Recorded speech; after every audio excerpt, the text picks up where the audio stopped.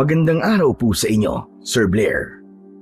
Lalong-lalo na po sa mga giliw ninyong tagapakinig at taga-suporta sa inyong mga YouTube channel na The Voice Addict at mga kwento ni Apong Isaac. Ang kwentong aking ibabahagi ay naganap taong 1951. Isa po akong albularyong tumutulong sa mga taong mahihirap.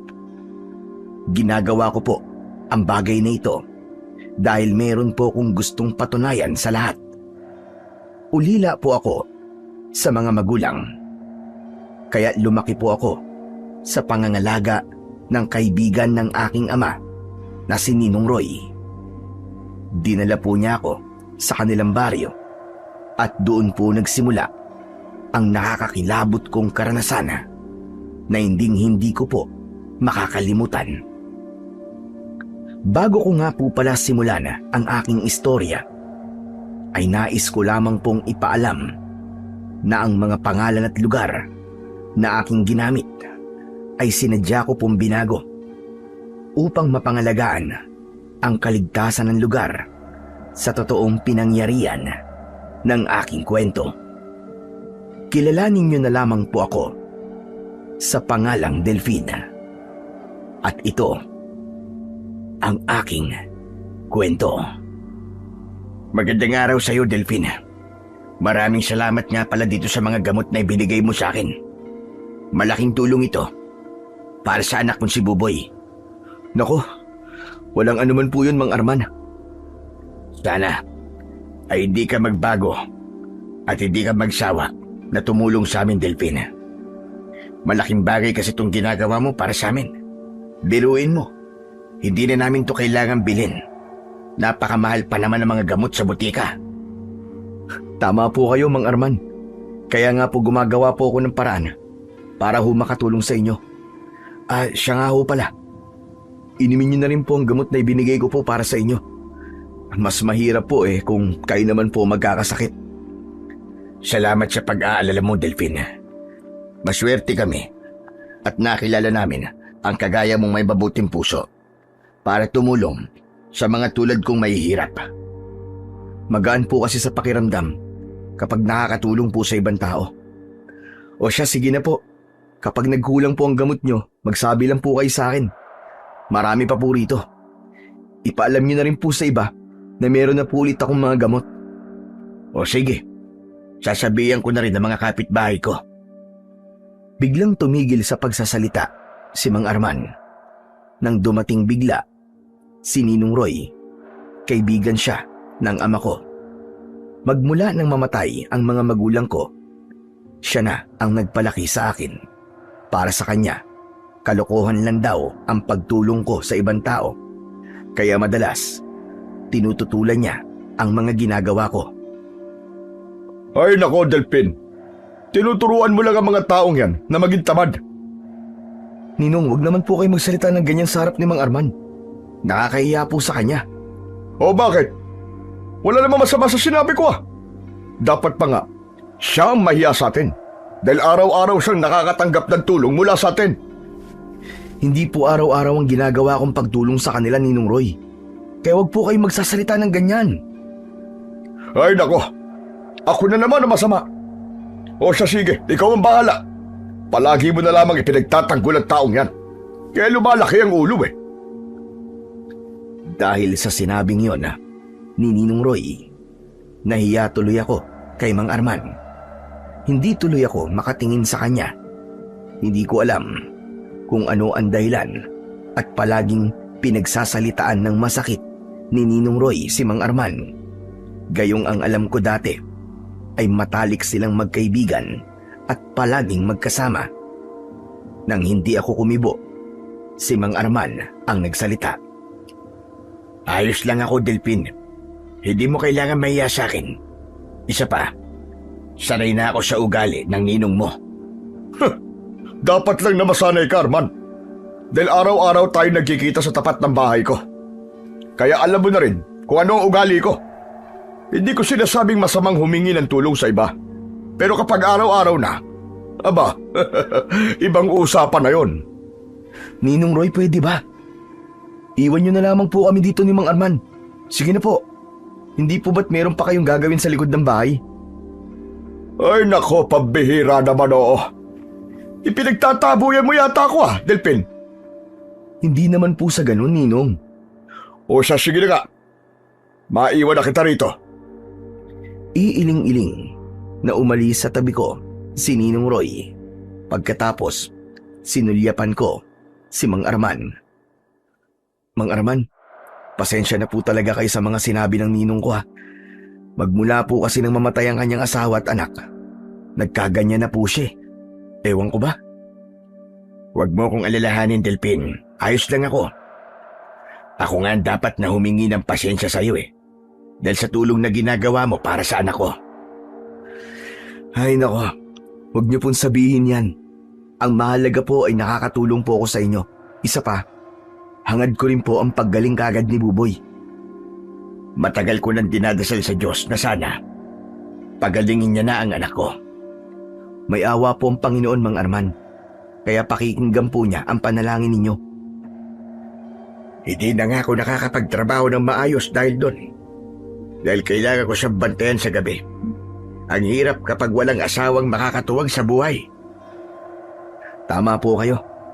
Mahirap po talaga kapag mag-isang itinataguyod ang isang anak. Maaga po kasing nawala ang asawa niyo Isa lang po ang pakiusap ko sa inyo, Mang Arman. Huwag niyo pong iiwang mag-isa si Buboy, lalong-lalo na po kapag gabi. Ganun nga ang ginagawa ko, Delphin. Ay siya nga po pala. Bukas po dalhin niyo po sa akin si Buboy para masuri ko po ang kalagayan niya. Talaga? Ay naku, maraming salamat talaga sa iyo, Delphin. Tsak na matutuwa nito si Buboy kapag nalaman niya, nagagamutin mo siya. Nung isang araw ko pa po sana sasabihin sa inyo to Naging abala po kasi ako sa paggawa ng mga gamot kaya nakalimutan ko. Ngayon ko lang po ulit naalala. Mabuti pala't pumunta ako rito, Hayaan mo, at bukas na bukas din, ay dadaling ko rito si Buboy. Sige po, basta hihintayin ko po kayo bukas. Matamis ng ngiti ang gumuhit sa labi ni Mang Arman nang marinig niya ang sinabi ko. Alam kong nahihiya lang siyang magsabi sa akin na gamutin ko ang anak niya, kaya inunahan ko na siya. Maya-maya pa ay nagpaalam ito para umuwi sa kanila. Dala ang mga gamot na ibinigay ko sa kanya. Karamihan sa sangkap ng mga gamot ko ay ang katas ng pinagsamang dahon ng sambong at oregano. Natutunan ko ang lahat ng mga yon sa namatay kong Lolo Lando. Isa rin siyang mahusay na albularyo nung kapanahunan nito. Napabuntong hininga ko nang maalala ko ang tungkol sa matanda. Saka ko ipinagpatuloy ang pamimigay ng mga gamot sa ibang mga taong naroroon. Buong maghapon akong namigay ng mga gamot. Hindi naman maitago ang tuwa sa mukha nila nang tanggapin nila ang tulong ko. Dahil daw sa libreng gamot, nababawasan daw ang pagdami ng mga taong nagkakasakit. Sa isang banda, ay malaking pabor din yun sa akin dahil mababawasan din ito ang pagdami ng mga namamatay na tao sa baryo namin.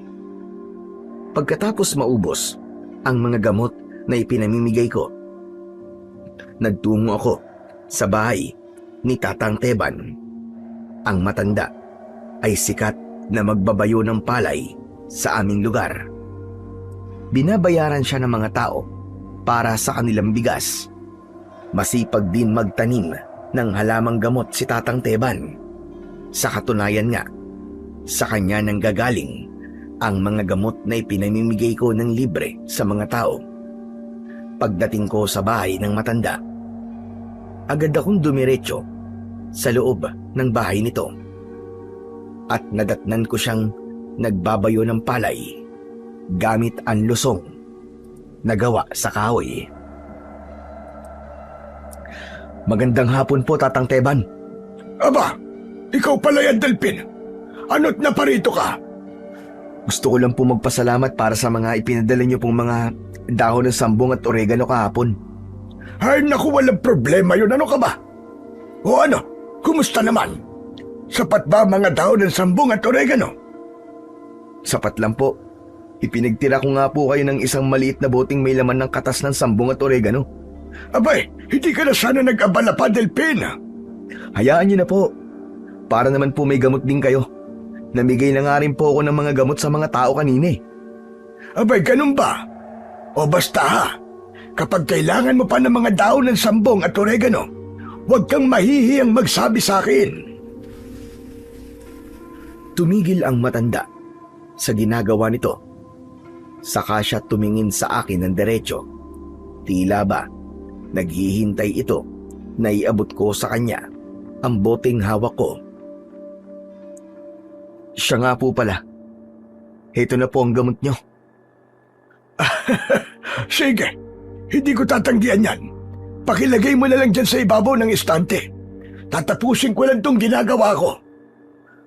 Napatingin ako sa estante na itinuro ni Tatang Teban. Saka ko inilapag ang gamot doon. Pagkatapos ay lumapit ako sa matanda at pinanood ko ang pagbabayo niya ng palay. Tatang Teban, tanong lang ho, gano'n na po kayo katagal na nagbabayo ng palay? Kung hindi ako nagkakamali, siguro ay nasa 4 na dekada na. Kaya po pala. Sanay na po kayo sa pagdidikdik ng palay eh. Hindi po ba kayo nahihirapan? Hindi naman ako nahihirapan. Sanayan lang ang trabahong to. Mahirap kapag tumigil ako sa trabaho. Baka yung pam maging dahilan ng panghihina ng katawan ko. Tatang Teban, wala na po ba kayong pamilya? Wala na akong pamilya, Delphin.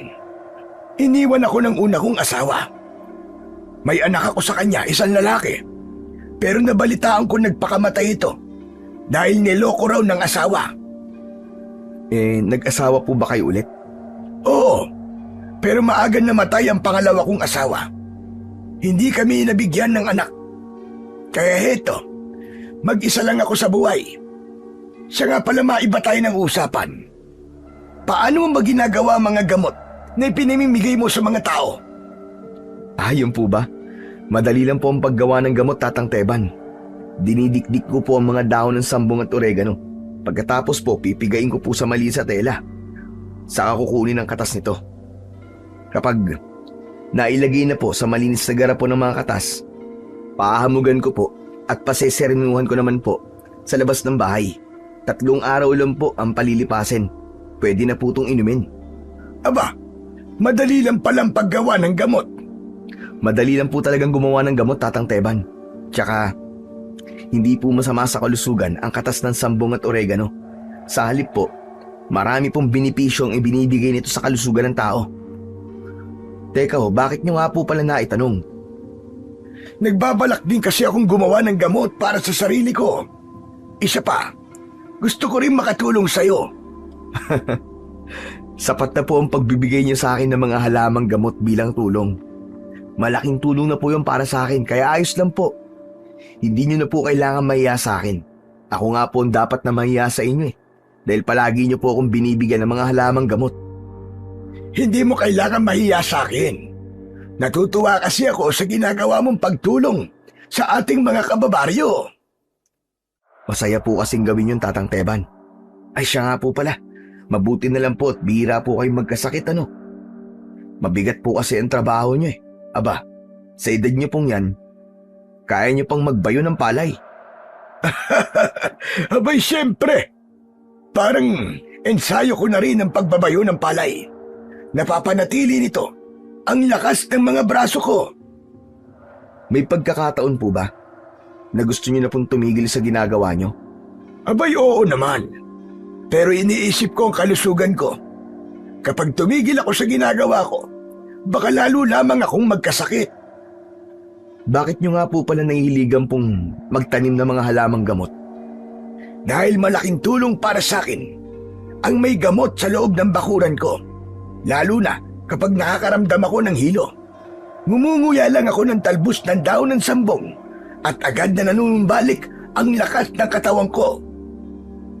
Malaking bagay po talaga na meron kayong tanim na mga halamang gamot sa bakuran, ano? Ngumiti si Tatang Teban sa akin. Sa kanya ipinagpatuloy ang pagbabayo ng palay sa lusong. Hindi ko tuloy maiwasang hindi humanga sa matanda dahil sa kabila ng katandaan nito ay kaya niyang gawin ang mabibigat na trabaho. 2 sakong palay ang kaya nitong buhatin sa maghapon. Maliksi at malakas din ang matanda. Siya ang nagbubuhat ng bigas para dalhin sa bahay ng taong nagpapadikdik ng palay sa kanya. Napangiti ako dahil hindi ko kaya ang ginagawa niya. Ilang saglit pa ay naglagay siya ng mga binayong palay sa bilao. Tumayo ang matanda, saka nagtahip ng palay. Siya nga pala, Delpin. Kumusta kayo ni Roy? Nag-aaway pa rin ba kayong dalawa? Naku, opo.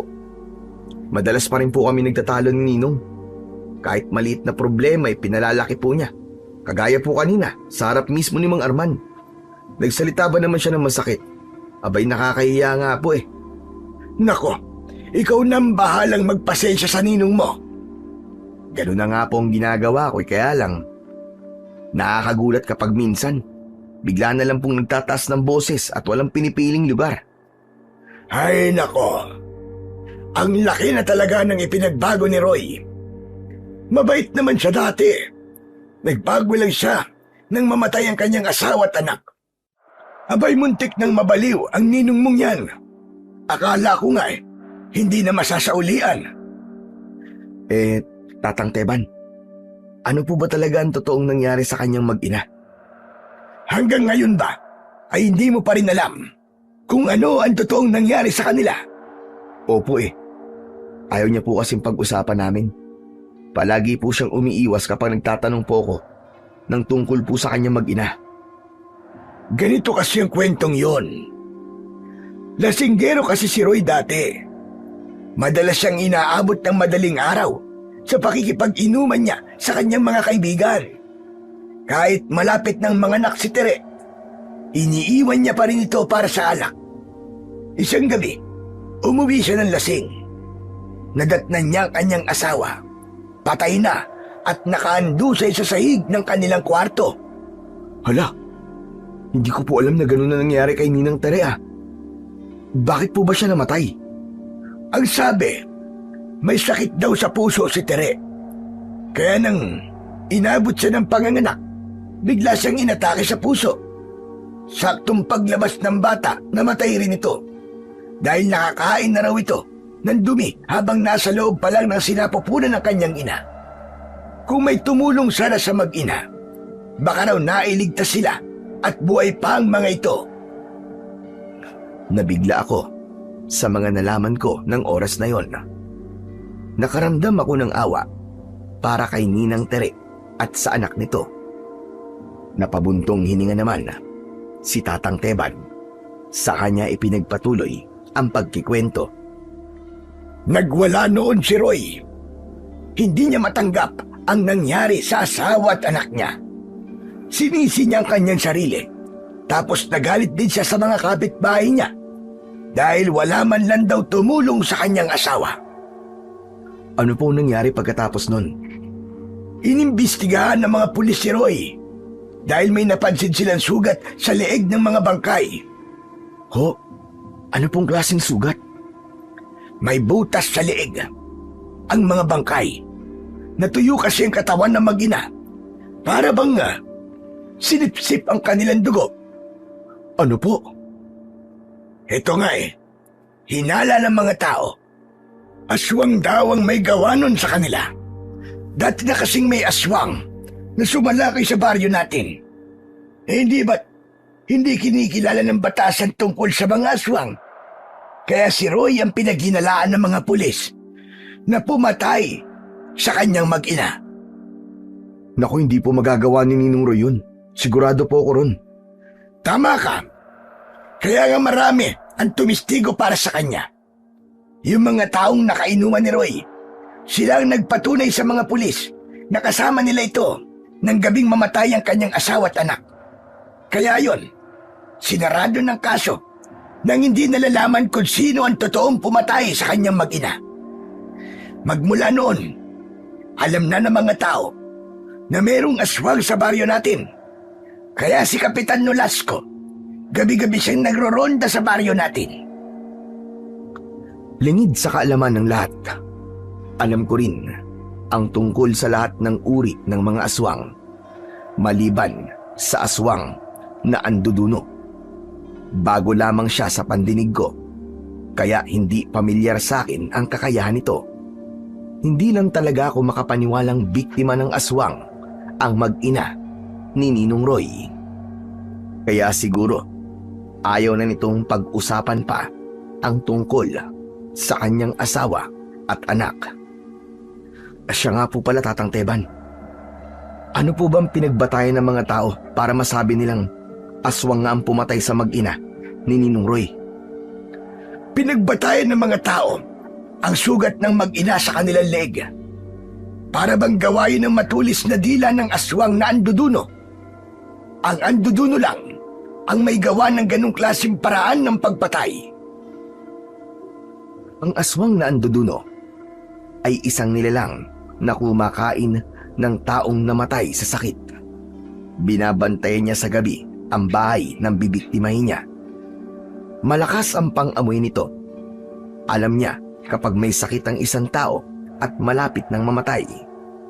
Sa oras na marinig niya ang sariling kamatayan at iyak ng pamilya nito mula sa loob ng bahay ng kanyang bibiktimahin, saka siya aatake. Sisipsipin niya ang dugo nito gamit ang matulis niyang dila. Habang nagkikwento si Tatang Teban, nakuyom ko ang mga kamao ko. Tila ba ako ang nasaktan sa pagkawala ng mag-ina ni Ninong Roy. Hindi ko alam na ganun pala kabigat ang pinagdadaan ng hirap ng ninong ko. Saka ko lang siya naunawaan kung bakit ganun na lamang ang galit niya sa mga taong tinutulungan ko. Pagkatapos ko pong malaman ang tungkol sa ginawa ng aswang na anduduno sa pamilya po ni Ninong Roy, napagtanto ko po na tama lang palang ginagawa ko. Ang gamutin ng mga taong nagkakasakit para wala pong mabiktima ang aswang. Nagkakamali ka, Delpin. Kapag wala nang mabiktima ang aswang na anduduno, magbabantay siya sa sementeryo at manganganib ang mga bangkay na naroon. Ano po kaya ang kailangan gawin, Tatang Teban, upang tuluyan pong mapatay ang aswang na anduduno? Tamang diskarte lang ang kailangan. Ang kampo ng kadiliman, wala silang pakialam sa paghihirap ng mga tao. Dahil nga aswang sila. Kaya ang tamang gawin para sa kanila, hulihin sila at patayin. Kaya nga nagiging masama ang tingin ng mga tao sa mga aswang dahil sa mga ganong klaseng nilalang. Talagang masamang nilalang ang mga aswang, Delpin. Kaya huwag kang umasa. Nagagawa sila ng kabutihan. Kampon pa rin sila ni Satanas. Tumingin ako sa muka ni Tatang Teban. Gusto kong sabihin sa kanya na hindi lahat ng aswang ay masama. Ngunit paano ko babaguhin ang tingin na yon ng mga tao sa mga aswang kung may kagaya ng aswang na anduduno na patuloy pang namiminsala sa mga tao sa baryo namin? Siya nga po pala, Tatang Teban. Mauuna na po ako. May gagawin pa po kasi ako sa bahay Hala, sige na. Makakaalis ka na. Huwag mo nalang babanggitin kay Roy ang pinag-usapan natin na nangyari sa pamilya niya. Alam mo naman yon, masyadong madamdamin. Baka sugurin ako rito at pagalitan ako. Wala po akong babanggitin sa kanya, Tatang Teban. Kaya wag po kayong mag-alala. Sige po, tutuloy na po ako. Tumango si Tatang Teban. Saka ako lumabas ng kubo nito. Naglakad ako pabalik sa bahay. Nadatnan ko na naghihintay sa akin si Ninong Roy. Nakatayo siya sa labas ng balkonahe. Sakto paglapit ko, ay agad siyang nagsalita. Saan ka ba galing, ha, Delpin? Sa bahay lang po ni Tatang Teban. Bakit po, Nong? Abay, kanina pa ako naghihintay sa'yo, ha. Tignan mo, May pasyente ka. Napasarap po kasi ang kwentuhan namin ni Tatang Teban eh. Kaya po ako natagalan. Sige na, puntahan mo na ang pasyente mo. Kanina pa'y nagtitiis ang sakit ng tiyan. Nang marinig ko ang sinabi ni Ninong Roy, agad akong pumasok sa loob ng bahay. Nadatnan ko ang isang dalagitang nakasandal sa balikat ng matandang babae. Kilala ko ang matanda. Siya si Lola Viring, ang tindera ng gulay sa palengke sa bayan. Lumapit ako sa kanila. Napansin ko ang maputlang muka ng dalagita habang yakap nito ang sariling tiyan. Ano po ang kinain niya, Lola Viring? Bakit po biglang sumakit po ang tiyan niya? Sumagot si Lola Viring sa tanong ko at sinabi niyang hindi niya alam kung ano ang kinain ng kanyang apo na si Linda. Hindi raw niya alam kung ano ang dahilan at biglang sumakit ang tiyan nito. Hindi ko naman makausap ng maayos si Linda dahil sa iniinda nitong karamdaman. Madalas daw yun nangyayari, lalo na kapag sumasapit ang gabi. Idinagdag pa ng matanda na baka raw namana ni Linda ang sakit ng ina nito na tumor sa tiyan. Hindi naman po yun namamana, Lola Biring eh. Sadyang may nakain lang yata si Linda na hindi tanggap ng kanyang sikmura. Akin na po ang kamay niya at pupulsuan ko po muna siya bago ko siya bibigyan ng gamot. Inalalayan ni Lola Biring ang apo niya. Naiabot sa akin ang kamay nito. Saka ko siya pinulsuan at pinakinggang mabuti ang pintig ng kanyang pulso. Kinabahan ako nang maintindihan ko kung bakit nagkakaganon ang apo ni Lola Viring. Napailing ako, saka ko binitiwan ang kamay ni Linda. Anong sabi niyo? Tumor? Baka naman tomorrow morning, uwa. Buntis po yung apo niyo eh. Kaya sumasakit po ang tiyan niya. Nang maisip ni Lola Biring kung ano ang ibig kong sabihin, bumakas sa mukha niya ang gulat. Hindi ito makapaniwala at napatingin siya sa gawi ni Linda. Ang dahilan po ng pananakit ng tiyan ni Linda ay dahil sa malapad na garter na nakatali po sa tiyan niya. Iniipit niya po ang tiyan niya para maitago sa inyong pagbubuntis niya. Dahil sa mga sinabi ko, napahagulgol ng iyak si Linda. Pero mas malakas ang iyak ni Lola Viring dahil umasa ang matanda na makakapagtapos ng pag-aaral si Linda. Walang ibang inaasahan ang maglola. Mag-isa ring itinaguyod ng matanda si Linda, kaya masakit para sa kanya ang mabuntis ito ng maaga. Pasensya na po kayo kung sa akin pa po nanggaling ang balitang ito, Lola Biring. Ngunit biyaya po ng Diyos ang bata. Wala po siyang kasalanan. Sa gitna ng pag-iyak ni Lola Viring, ay sinabi nito na ayos lang sa kanya na malaman na buntis ang apo nito. Nabigla lang daw siya at nasaktan. Hala, sige na Linda. Tanggalin mo na ang garter na nakapulupot dyan sa tiyan mo. Papatayin mo ba ang sarili mong anak, ha? Ginawa mo yan, kaya dapat panindigan mo at huwag mong itago. Tumingin si Linda sa akin na para bang nahihiya sa ginawa nito. Pagkatapos, humingi siya ng tawad kay Lola Biring. Maya-maya pa, tinulungan ito ng matanda na tanggalin ang garter sa tiyan nito. Nang tuluyang matanggal yun, ay lumitaw ang tunay na laki ng tiyan ni Linda. O ano, nakita mo na kung anong klaseng pagpapahirap ang ginagawa mo sa sarili mong anak. Dapat maging matapang ka dahil magiging nanay ka na. Muling napahagulgol ng iyak si Linda. Hindi raw niya sinasadya.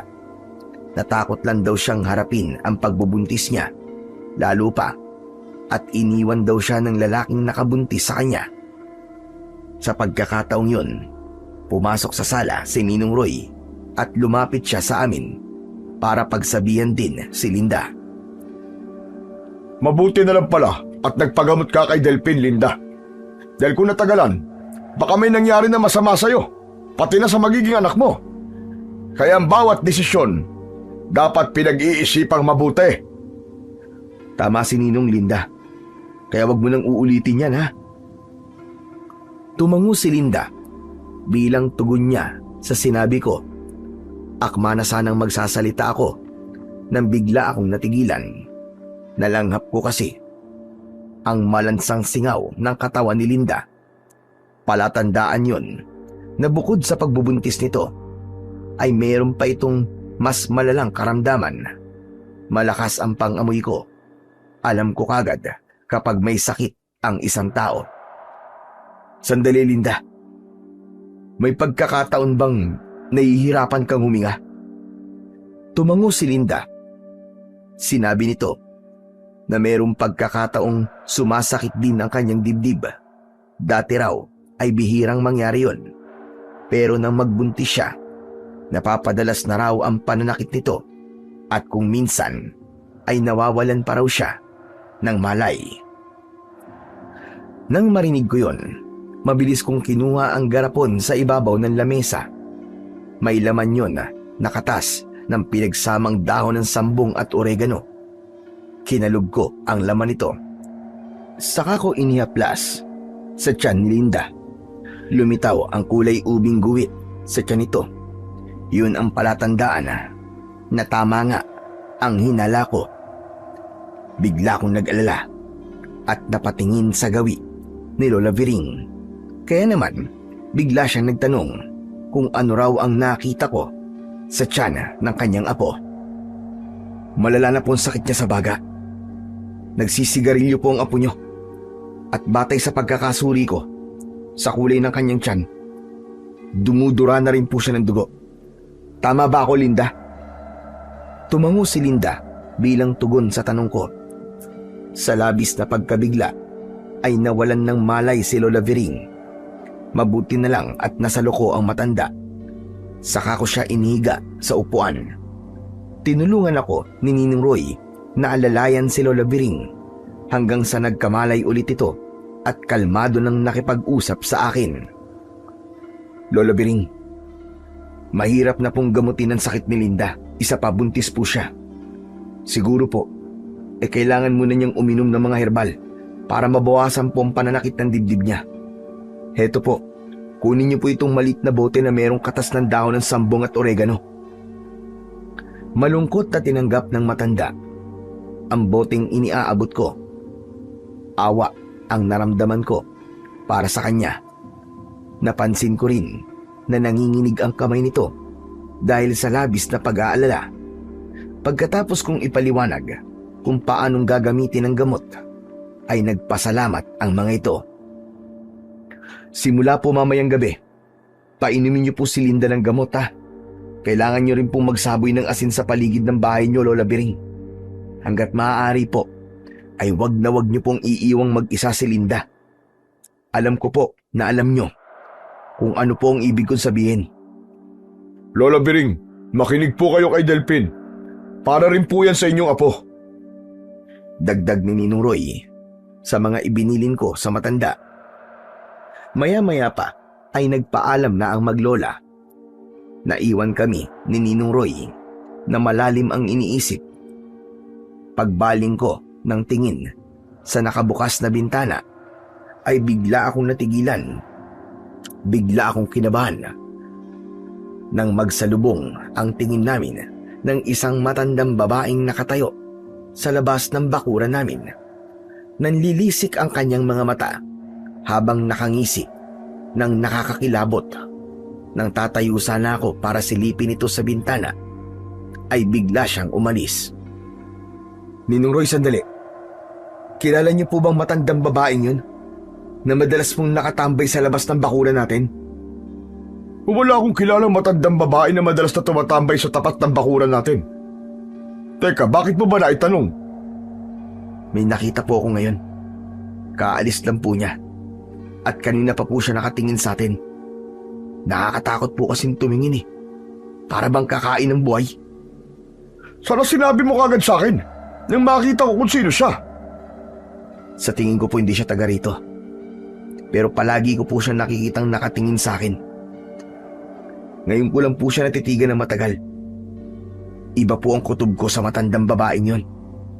Kung iba nararamdaman mo sa kanya, aba, dapat mag-ingat ka. Kung minsan, bihirang magkamali ang kutob. Ano pong gagawin ko, Ninong Roy? Dapat maging alisto ka. Hindi biro ang pagiging isang albularyo. Karamihan sa mga aswang ay galit sa mga albularyo. Baka aswang ang matandang yon. Di pa naman po sigurado kung aswang ba talaga siya o hindi. Kung nagdudulot ng kilabot sa iyo ang titig niya, ibig sabihin nun, meron siyang binabalak na masama sa iyo. Kaya mag-iingat ka pa rin, Delphin. Napabuntong hininga ko nang marinig ko ang sinabi ni Ninong Roy.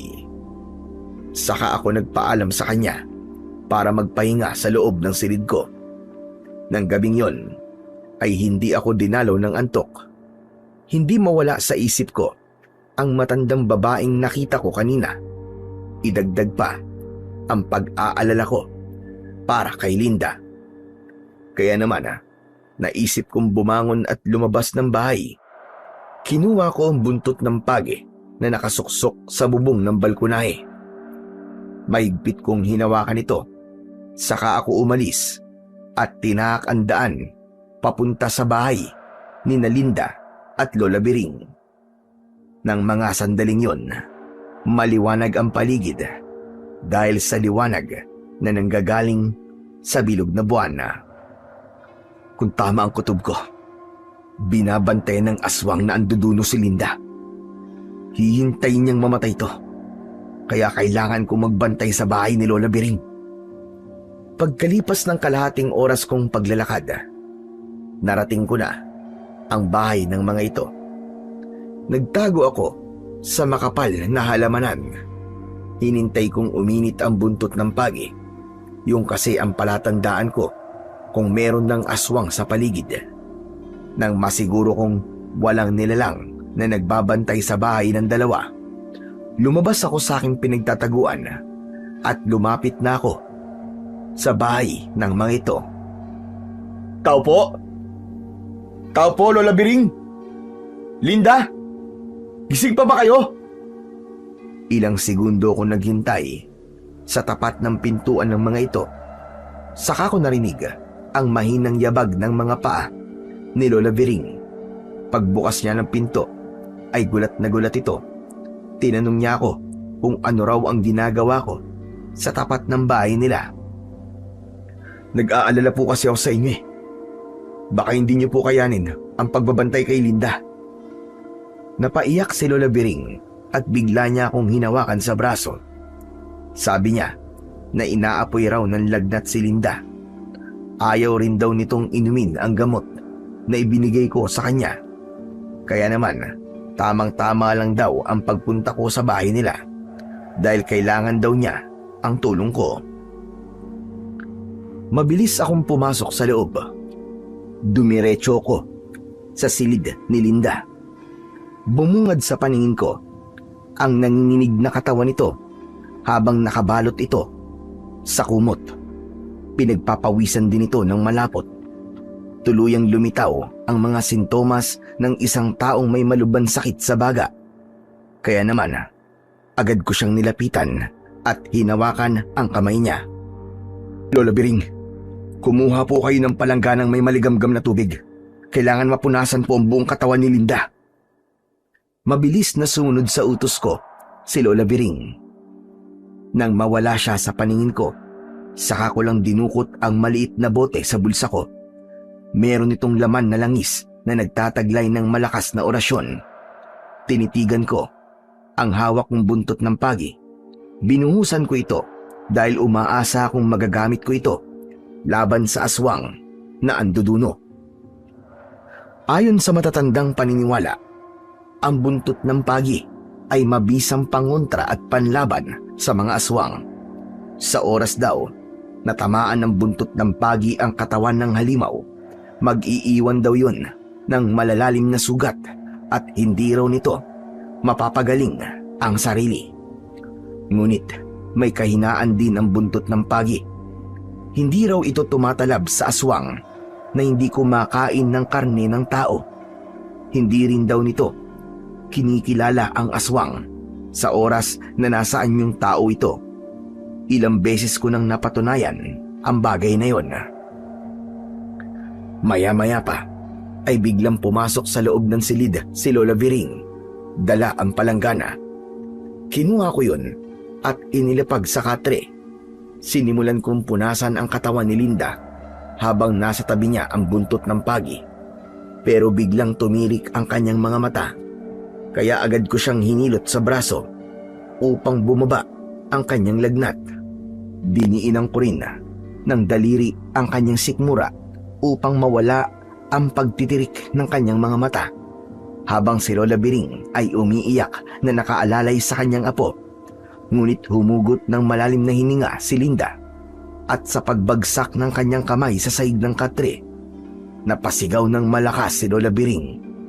Tinawag niya ang pangalan nito, ngunit hindi na ito gumagalaw. Lola Biring, wala na. Patay na po si Linda. Hindi ko po siya nailigtas. Patawarin niyo ako.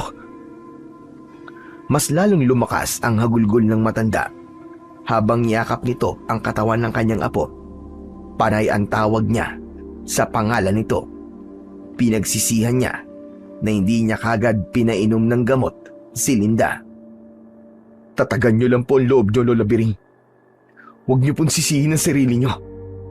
Wala po kayong kasalanan. Malala na po talaga ang kalagayan ni Linda at hanggang dyan na lang po ang buhay niya. Naramdaman ko ang awa para kay Lola Biring. Hinawakan ko ang kanyang balikat. Ipinaramdam ko sa kanya ang pakikiramay ko dahil sa pagkamatay ng kanyang apo.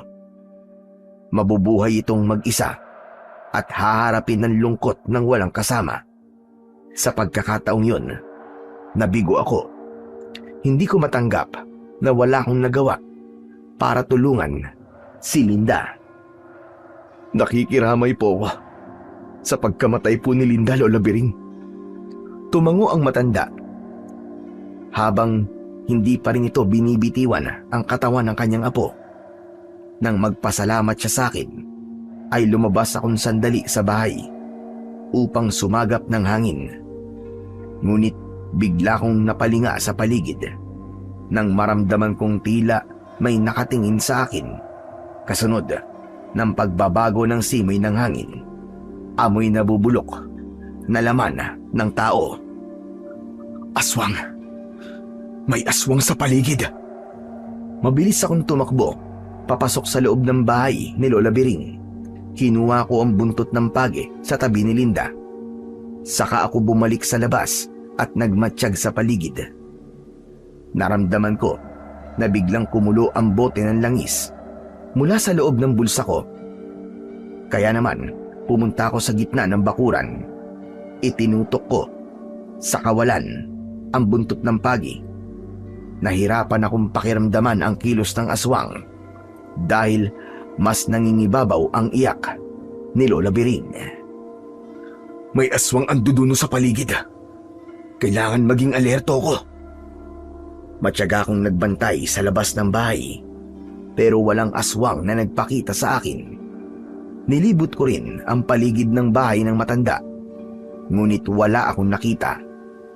Pagkalipas ng 2 oras, ay pumasok ulit ako sa bahay ni Lola Biring para naman magbantay sa katawan ni Linda. Nadatnan kong nakatulog na ang matanda sa tabi ng kanyang apo. Kaya ginising ko siya. Lola Biring, puntahan niyo po si Kapitan Nolasco para ipaalam ang nangyari po sa apo niyong si Linda. Tumango si Lola Biring. Saka siya tumayo sa bangko. Tinignan muna nito ang kanyang apo, pero nagulat ako sa malakas na sigaw ng matanda. Itinuro niya ang butas na leeg ng kanyang apo. Nakita ko ang manipis na dila ng aswang na anduduno habang nakatusok yon sa leeg ni Linda. Napatingala ako sa bubong. Nagkasalubong ang tingin namin ng aswang na anduduno. Mabilis nitong binawi ang kanyang dila, Pero maagap kong nahawakan yon. Pinalo ko kagad yon ng buntot ng pagi. Umatungal ito dahil sa labis na sakit. Nahulog siya sa lupa mula sa ibabaw ng bubong. Lola Bering! Dito lang po kayo! Huwag po kayo lalabas kahit anong mangyari. Titignan ko lang po ang aswang na anduduno sa labas. Hindi ko na hinintay na sumagot ang matanda. Mabilis akong lumabas ng bahay para tignan ang aswang. Ngunit wala na ito sa lugar kung saan ito bumagsak. Pero nakita ko ang ilang patak ng dugo sa lupa.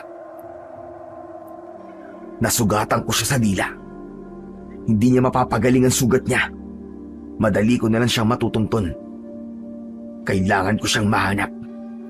Humanda ka sa aking aswang ka.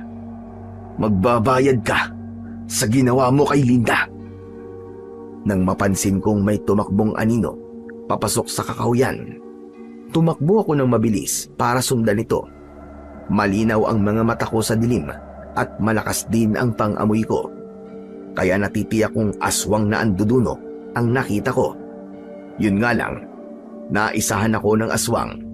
Nasipsip niya na ang dugo ni Linda nang hindi ko namamalayan. Maya-maya pa ay narating ko ang gitna ng kakahuyan. Ngunit wala na akong maramdamang presensya ng aswang. Hindi na rin nag-iinit ang hawak kong buntot ng pagi. Nasaan na kaya ang hayop na yon? Saan siya nagpunta? Hinalubhog ko ang bawat sulok ng kagubatan. Hinanap ko ang aswang na anduduno hanggang sa nakarating ako sa bahay. Sakto na may nakita akong taong pumasok sa loob ng kusina. Kinabahan ako. Pakiramdam ko, hindi na ako humihinga ng sandaling yon. Maingat kong binuksan ang pinto. Saka ako pumasok sa loob ng kusina at tumambad sa akin ang nakatayong si Ninong Roy. Nagulat ito nang makita ko. Hawak nito ang basong may lamang tubig. Delphin, saan ka na galing? Tsaka bakit may hawak ang buntot ng pagi? Nanggaling po ako sa bahay ni Lola Bering. Dinala ko po itong buntot ng pagi para sa proteksyon ko, Ninong Roy. Ninong, wala na si Linda. Patay na po siya. Ano? Aba, kanina lang ay buhay pa siya. Teka, bakit ka nagpunta sa bahay ni Lola Bering? Akala ko ba natutulog ka na? Hindi po ako dinalaw ng antok Kaya naisip ko pong pumunta sa bahay ni Lola Bering. Ang kaso, hindi ko po akalain na mamamatay na po si Linda. Ay nako, kawawa naman. Napakabata niya pa para mamatay. Kawawa nga po nangyari kay Linda. Pagkatapos, akalain nyo, biniktima pa po siya ng aswang na anduduno. Biglang nabitiwan ni Ninong Roy ang hawak niyang baso. Saka siya nag-aalalang napatingin sa akin. Napansin ko ang panginginig ng kanyang kamay. Tila ba, bigla siyang natakot. Bakit, Ninong? Para bang nagulat kayo sa sinabi ko? Ha? Hindi ako nagulat. Dati ko nang alaman tungkol sa aswang na anduduno. May naalala lamang ako. Kaya ako nabitiwan ng baso. Nakita ko pong nanggaling kayo sa labas. Saan po kayo nagpunta? Ha? Nagpahangin lang ako. Lumapit ako kay Ninong Roy. Dinampot ko sa saig ang nabitiwan niyang baso. Kahit wala akong maramdamang mabigat na enerhiya mula sa kanya. Hindi mawala-wala ang pagdududa ko na baka isa siyang aswang na anduduno. Tumayo ako at ibinigay ko sa kanya ang baso. Nanginginig ang kanyang kamay nang hawakan niya yon. Hindi siya makatingin sa akin ng diretsyo. Ninong Roy, may masakit po ba sa inyo? Namumutla po kasi ang labi niyo Wala akong sakit. Ganito talaga nagiging reaksyon ko kapag nababanggit ang tungkol sa aswang na anduduno. May naalala lamang ako. Hala, sige na. Maiwan muna kita rito. Magpapahinga muna ako. Sige po. Pumasok na po kayo sa kwarto niyo. Kailangan ko pang puntahan si Kapitan Nolasco para ipaalam sa kanya ang nangyari kay Linda. Pero gabi na. Baka matsyempo ka ng aswang na anduduno. Mabuti pa nga po yun eh. Nang magkaharap na kami ng halimaw na yun, hindi ko palalampasin ang ginawa niya kay Linda. Magtutuos kami. Hindi kumibo si Ninong Roy. Bakas sa mukha nito ang pagtataka sa ikinikilos ko. Hindi ako nagpahalata sa kanya na sinusuri ko ng palihim ang bibig niya dahil gusto kong makita kung may sugat ito sa dila. Pero dahil lumayo siya sa akin, nabigo akong makita yon. Mag-iingat ka na lang sa pagpunta sa bahay ni Kapitan Nolasco. Hindi na kita masasamahan dahil biglang sumama ang pakiramdam ko. Naintindihan ko po, Ninong. Sige na po, magpahinga na po kayo. Tumalikod sa akin si Ninong Roy at pumasok siya sa loob ng kanyang silid. Naiwan akong natitigilan habang nakatitig sa hawak kong buntot ng pagi. Mahirap matukoy kung aswang si Ninong Roy dahil hindi nagkakaroon ng reaksyon ang buntot ng pagi kapag nasaan yung tao ang aswang. Isang malalim na buntong hininga ang pinakawalan ko. Nanatili akong nakatayo sa loob ng kusina habang pinag-iisipan ko kung paano ko mauhuli sa akto si Ninong Roy. Pagkalipas ng 5 minuto, nagpasya na akong lumabas ng bahay. Dala ko ang buntot ng pagi nang maglakad ako papunta sa bahay ni Kapitan Nolasco. Pagkalipas ng 10 minutong paglalakad, narating ko ang bahay nito. Sakto na nadatnan ko silang nagpupulong kasama ng kanyang mga tanod. Mabilis akong lumapit sa kinaroroonan nila at ipinaalam ko ang mga nangyari kay Linda. Nabigla si Kapitan Nolasco at bumakas sa kanyang muka ang gulat.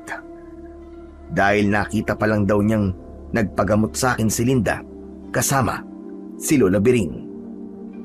Malubha na po ang sakit sa baga ni Linda, kaya hindi na kinaya ng katawan niya at namatay ito. Pero ang masaklap, sip-sip ng aswang na anduduno ang dugo niya. Dahil sa mga ipinahayag ko, agad silang naghanda ng mga sibat na kawayan. Nilagyan din nila ng gas ang kanilang mga sulok para hanapin ang aswang na umatake kay Linda. Saka sila sumama sa akin papunta sa bahay ni Lola Biring. Pagdating namin sa tirahan ng matanda, ay agad na kumalat sa paligid ang mga tanod nito para magbantay. Sinalubong kami kagad ni Lola Biring at sinamahan niya si Kapitan Nolasco sa loob ng bahay nito. Napamura pa si Kapitan Nolasco nang makita niya ang sinapit ni Linda.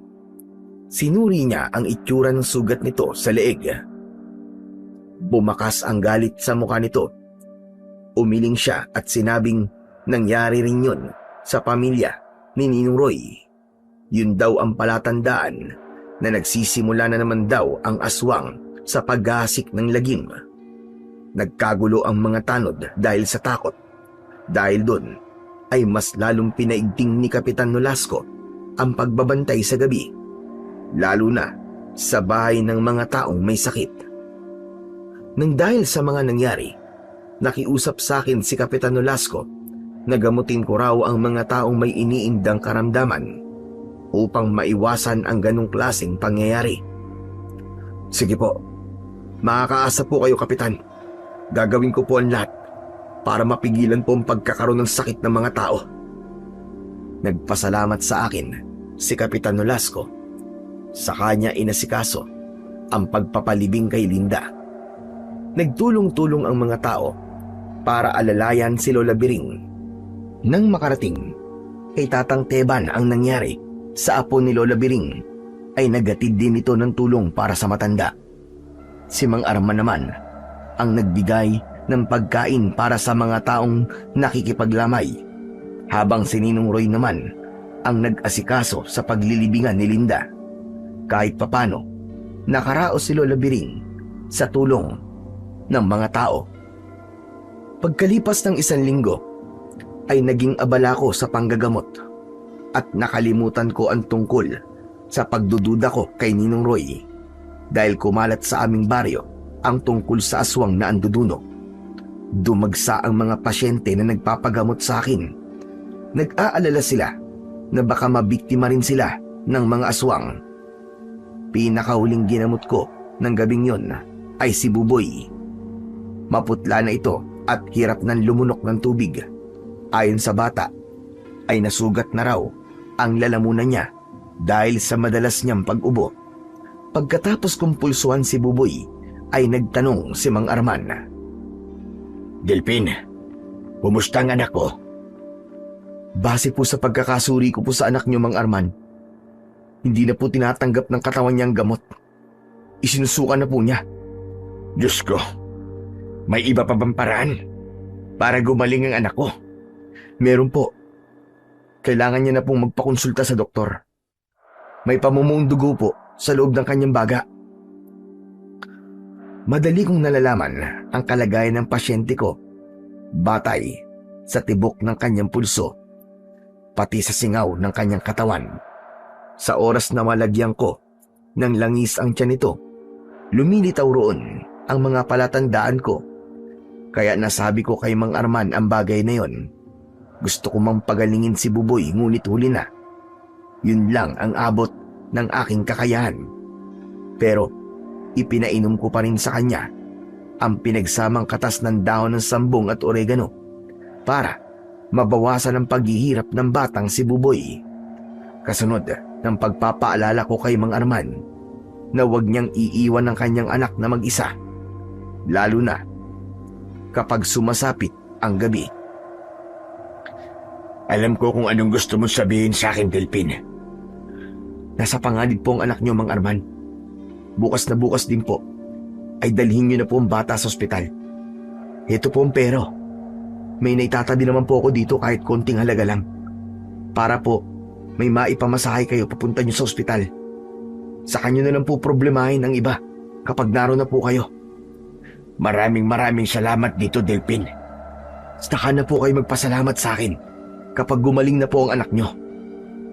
Malungkot na tinignan ni Mang Arman ang kanyang anak na nakahiga sa katre.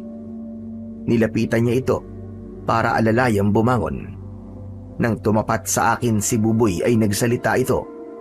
Sinabi niya na mag-iingat daw ako sa mga aswang na gumagala sa gabi dahil meron daw siyang nakitang matandang babae na umaaligid sa bahay ko.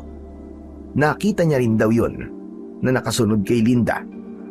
Kaya bigla kong kinabahan dahil naalala ko ang tungkol sa matandang babaeng nakita ko. Nagpahabol pa ang bata na palagi na raw niyang nakikitang nakatingin sa kanya ang matanda. Para bang ito raw ang sundo ng kamatayan. Hindi ko alam kung bakit nasabi yun ni Buboy. Ngunit palatandaan yon na maaaring si Buboy na ang sunod na bibiktimahin ng aswang na anduduno. Teka, ang matandang babae ba na sinasabi mo ay magulo ang buhok at marumi ang damit? Nakangisi ba siya habang nanlilisik ang kanyang mga mata? Sunod-sunod ang pagtango ni Buboy. Sinabi niya na ang kulay ng damit ng matandang babae ay kulay itim. Ang itsura daw ng damit nito ay para bang damit ni kamatayan. Kahit saan daw siya magpunta ay nakasunod ang matandang babae. Sinundan ko ng tingin ang labas ng bintana dahil tumingin doon si Buboy. Kaya naman, mabilis din akong sumilip roon. Nahagip nga ng mga mata ko ang pagtakbo ng matandang babae papunta sa kakauyan. Nag-aalala akong napasulyap kay Buboy. Saka ko sila nilapitang mag-ama. Anak, bakit ngayon mo lang sinabi ang tungkol sa matanda? Sinabi ni Buboy na kaya hindi raw niya masabi sa kanyang ama ang tungkol sa matandang babae dahil pakiramdam daw niya ay nasa paligid lamang ito. Baka sa muka ng bata ang takot. Kaya naman nag-aalala akong napatingin sa muka ni Mang Arman. Mang Arman, palagi niyo pong babantayan si Buboy. Hinala ko aswang ang matandang babae na yon. Nakikita ko rin po siya sa labas ng bahay namin. Kaya ako na ang bahala sa kanya. Sige na po, lumakad na po kayo ni Buboy nang makapagpahinga na po siya ng maayos. Maraming salamat sa iyo, Delpin. Walang anuman po yun. Yung mga ibiniling ko po sa inyo, Mang Arman, ha? Huwag niyo pong kalilimutan. Inihatid ko hanggang sa tarangkahan ng bakuran ang mag-ama. Bago ako pumasok sa loob ng bahay, inihanda ko ang buntot ng pagi dahil balak kong magbantay sa bahay ni Mang Arman at Buboy. Gagawin ko yun ng tahimik dahil ang hinala ko, kasama ko sa bahay ang kalaban ko. Masama sa loob ko ang isiping aswang na anduduno, si Ninong Ray. Ngunit kailangan kong mag-ingat dahil hindi ko alam kung kailan ito aatake. Ngunit sa puso ko, umaasa pa rin ako na sana ay nagkamali lang ako ng kutob sa kanya. Maya-maya pa ay narinig kong bumukas ang pinto sa likod ng bahay. Sumilip ako sa siwang ng bintana at nakita kong lumabas ng bahay si Ninong Roy. Naglakad siya papunta sa kakawyan. Kaya naman, dinampot ko ang buntot ng pagi. Binuhusan ko ito ng langis. Saka ako tumalon sa bintana para sundan ito. Pakiramdam ko ng mga sandaling yon ay hindi na ako humihinga. Natatakot akong malaman ang katotohanan sa pagkatao ni Ninong Roy. Diyos ko, gabayan niyo po ako. Huwag niyo po akong papabayaan. Malaki ang hakbang ng mga paa ko. Nang lihim kong sundan si Ninong Roy, panay ang linga niya sa paligid na para bang may hinahanap ito. Saglit siyang huminto sa paglalakad nang makarinig siya ng alulong ng mga aso. Kaya naman, nagtago din ako sa likod ng puno habang nakasilip sa kinaroroonan niya. Diyos ko, alam ko kung saan nanggagaling ang ingay na yun ng mga aso. Sa bahay ni Mang Arman. Hindi maaari. Baka may masamang nangyayari kay Buboy. Kinabahan ako dahil sa ingay ng mga aso. Kaya napatingin ako sa direksyon ng bahay ni Mang Arman. Hindi ako makagalaw sa kinatatayuan ko habang nakikiramdam ako sa kilos ni Ninong Roy. Muling naulit ang alulong ng mga aso. Kaya napalinga ito sa paligid. Direkta siyang napatingin sa pinagtataguan ko. Mabuti na lang at mabilis akong nakapagtago sa likod ng puno. Bago pa niya ako makita. Napasandal ako sa kahoy habang habol ang sarili kong hininga. Kumalat ang katahimikan sa paligid kaya naisip kong sumilip ulit. Pero wala na si Ninong Roy sa lugar kung saan ko siya huling nakita. Naloko na. Nawala na si Ninong Roy. Saan kaya siya nagpunta? Anak naman ng putya, oo. Hindi kaya naramdaman niyang sinusundan ko siya. Naku po, Tepok, hindi maaari yun. Kailangan mahanap ko siya. Hindi na ako nag-aksaya ng oras. Agad akong tumakbo papunta sa bahay ni Mang Arman. Hinala ko, dun din nagpunta si Ninong Roy. Nang makarating ako sa bahay ni Mang Arman, nagulat ako sa nadatnan ko. Nakita kong nakikipaglaban si Ninong Roy sa aswang na anduduno. Nagkamali ako ng hinala sa kanya dahil hindi pala siya isang aswang. Bigla kong nag-alala nang makita kong nasa ilalim ng halimaw si Ninong Roy. Kaya naman, lumapit ako sa kinaroroonan nila at pinaghahampas ko ng buntot ng pagi ang katawan ng aswang na anduduno. Napaigtad ito dahil sa labis na sakit. Nag-iwan yun ng malalim na sugat sa katawan nito. Umusok ang kanyang sugat at kumulo ang kanyang dugo dahil sa epekto ng langis na ibinuhos ko sa buntot ng pagi. Umatungal siya ng malakas at kumaripas ito ng takbo papunta sa madilim na kakawyan. Maya-maya pa ay naramdaman ko sa braso ko ang kamay ni Ninong Roy. Nang lumingon ako sa kanya, bumakas ang pagtataka sa kanyang muka. Sinasabi ko na nga ba't ikaw yan, Delphin eh? Ninong, teka may sugat po kayo. Wala to. Malayo sa bituka to. Ligtik na aswang na yan. Muntik na akong patayin. Ano po ba kasing pumasok sa isip nyo? At hinarap nyo po ang aswang na anduduno? Nang malaman ko na muling namiminsala ang aswang na anduduno, nagpasya akong maghintay sa kakauyan. Bala kong ipaghiganti ang mag-ina ko. Maghihiganti po kayo sa aswang na anduduno nang walang dalang armas? Kita nyo na po, muntik na po kayo mapahamak. Mabuti na lang talaga. Mabuti na lang na ano, ha Delphin? Na sinundan mo ako? Hindi ko alam na iba na pala ang naiisip mo tungkol sa akin. Akala mo ba hindi ko alam na sinusundan mo ako kanina pa? Pasensya na po kayo, Ninong. Ang buong akala ko po kasi kayo po ang aswang na anduduno. Marami ang namamatay sa maling akala. O ano? Hindi mo pa susundan ang aswang na anduduno? Hindi na po. Sigurado po akong pahihirapan siya ng sugat niya sa likod. Kusa siya magpapakita sa akin para magpagamot. Diyan ka nagkakamali. Maingat ang aswang na anduduno. Baka sa mga oras na to, nagsumbong na siya sa mga kalahi niya. Kung ganon, hindi po siya nag-iisa? Talaga bang marami po sila? Oo, Delphin. Maaaring mag-asawa o iisang pamilya ang naninirahan sa baryo natin. Kaya pagkatapos mo masugatan ang likod niya, Jack, babalikan ka niya para patayin. Hindi po ako natatakot sa kanya. Kahit isang batalyon pa ang angkan na hilahin niya para patayin ako. Puro ka talaga yabang.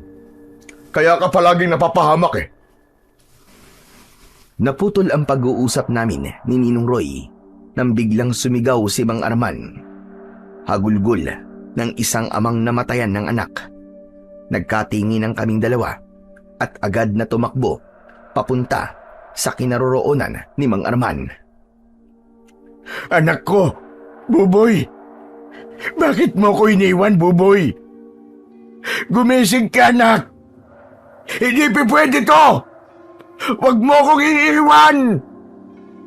Nadatnan namin sa silid si Mang Arman. Yakap-yakap niya ang wala ng buhay na katawan ni Buboy. Maputla ang mukha nito. May butas ito sa leeg at nangingitim na.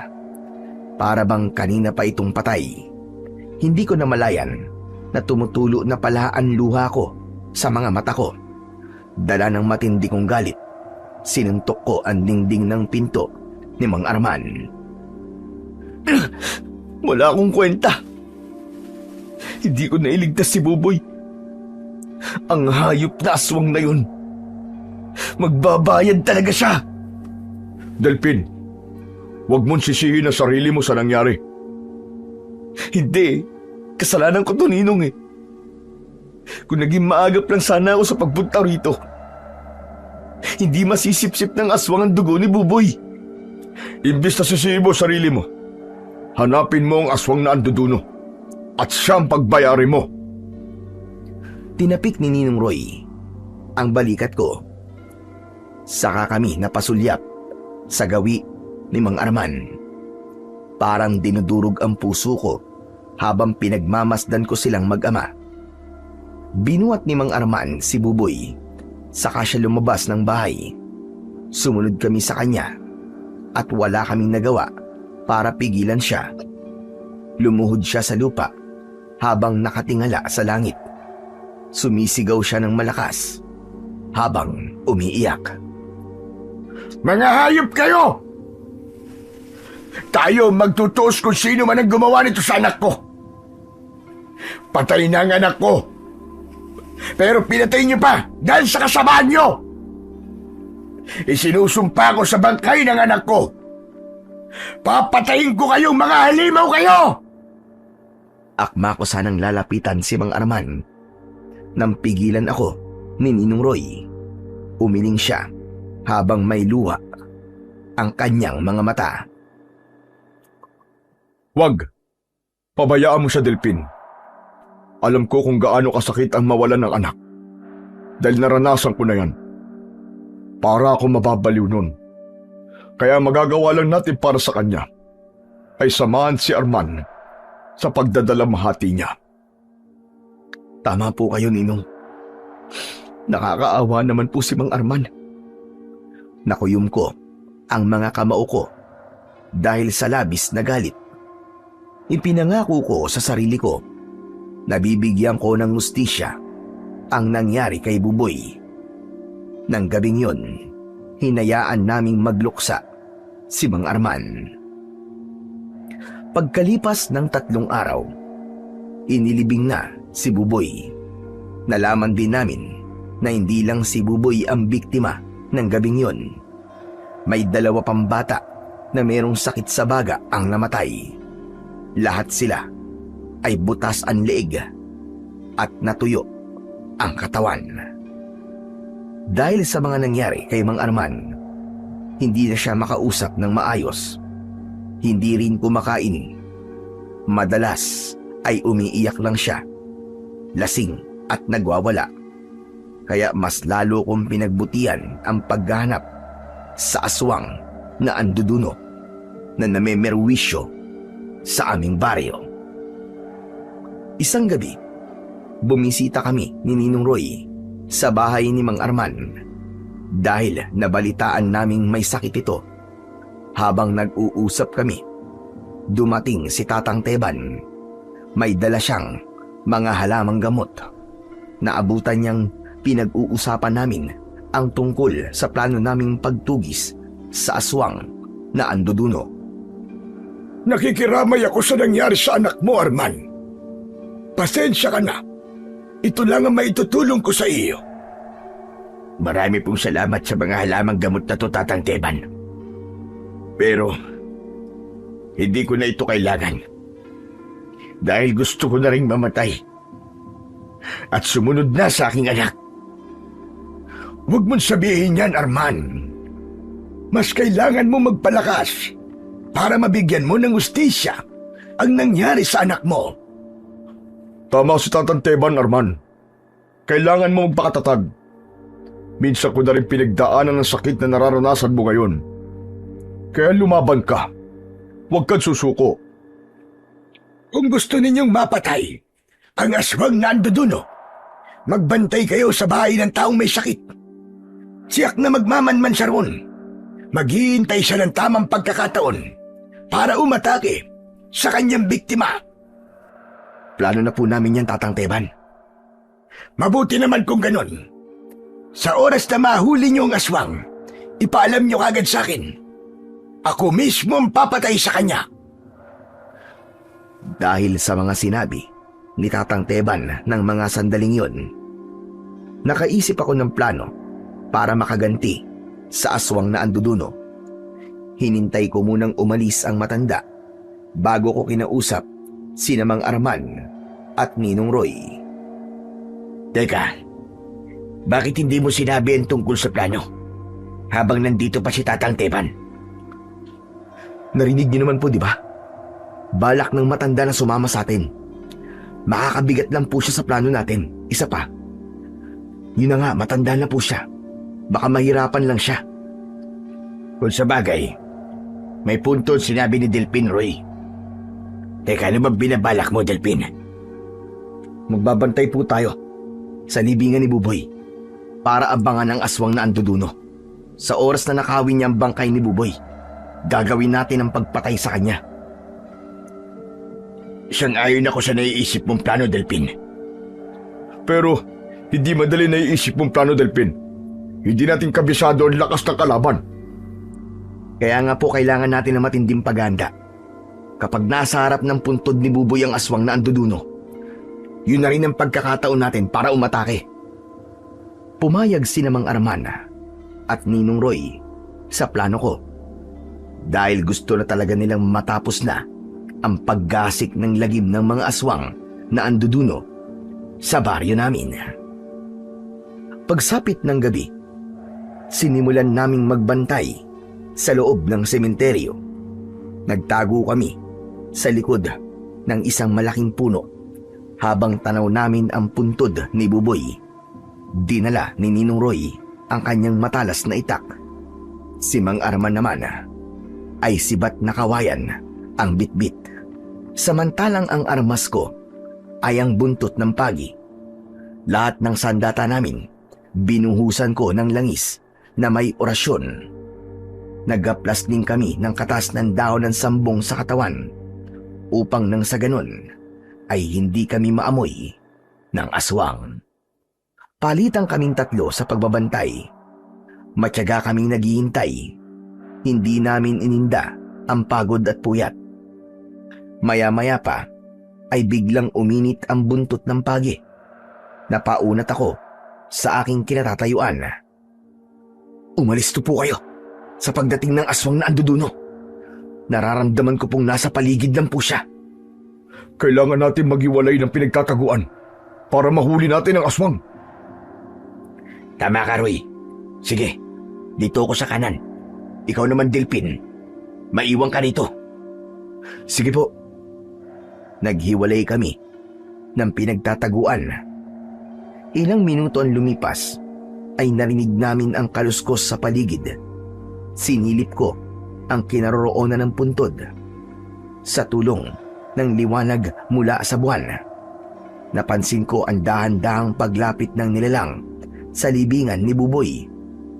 Sa pagkakataong yon, mas tumindi ang pag-iinit ng buntot ng pagi. Nagulat ako dahil nakilala ko ang matandang babae na madalas kong nakikita sa tapat ng bintana namin. Siya rin ang matandang babae na nabanggit sa akin ni Buboy. Kinabahan ako nang mapansin ko ang nagbabaga niyang mga mata. Siya nga yun. Hindi ako maaaring magkamali. Siya ang matandang babaeng madalas kong nakikitang umaaligid sa bahay natin, Ninong Roy. Dahil sa mga sinabi ko, lumapit sa akin sina Mang Arman at Ninong Roy. Tinignan nila ang kinaroroonan ng matandang babae. Si Ninong Roy ang hindi nakapagtimpi ng galit at napamura ito. Ang hayop na yun! Siyang pumatay sa mag-ina ko! Magbabayad siya! Teka, sandali lang, Roy. Parang may kasama siya. Hindi siya nag-iisa. Sa bandang bahagin yun, tignan nyo. Parang may mga matang nakatingin sa matandang babae. Tama po kayo. Kailangan natin mag-ingat. Napatitig kaming tatlo sa madilim na kakawian. Ilang saglit pa, nagbago ang anyo ng matandang babae. Naging aswang na anduduno ito. Para bang naligo siya sa langis dahil makintab ang kulay ng itim nitong balat. Umatungal ito ng malakas at panay ang kutkot sa paligid ng puntod. Hindi na nakatiis si Mang Arman. Sumugod siya sa aswang na anduduno. Hayop ka! Ikaw palang pumatay sa anak ko! Akmasa ng tatakas ang aswang na anduduno, pero agad namin siyang pinalibutan. Itinaas ko ang buntot ng pagi. Saka ko siya inatake ng palo sa katawan. Mabilis na nakaiwas ang aswang at gumanti siya sa akin ng kalmot sa aking dibdib. Pero hindi ako natinag doon. Si Ninong Roy naman ang umatake ng taga sa balikat ng halimaw. Bumaon ang talim nito sa laman ng aswang. Umusok ang sugat nito kaya napasigaw ito ng malakas. Hayop ka! Magbabayad ka sa ginawa mo sa asawa at anak ko! Sa kabila ng nararamdaman sakit ng aswang, nakuha pa nitong ngumisik na parabang hindi ito natatakot na mamatay. Tumulo ang malapot niyang laway. Bumakas ang takot sa muka ni Ninong Roy nang mapagtanto niyang hindi nito ininda ang taga niya. Pero mas nanaig ang galit niya, kaya mabilis niyang inatake ang aswang. Pinagtulungan naming labanan ang halimaw, pero dahil malakas ang aswang, natalo niya kami. Bumagsak kami sa lupa, pero agad akong bumangon para sugurin ang aswang. Inatake ko siya ng palo ng buntot ng pagi. Tumama ito sa iba't ibang parte ng kanyang katawan. Hindi niya malaman kung ano ang una niyang hahawakan. Nagwala siya. Pilit niya akong inaabot ng kanyang kalmot.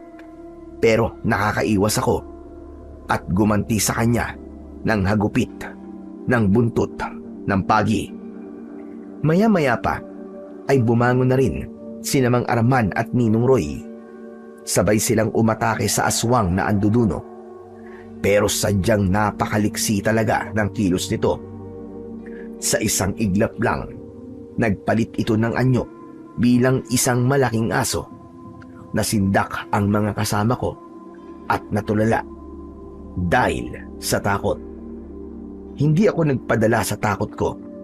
Sinugod ko siya ng hampas ng buntot ng pagi.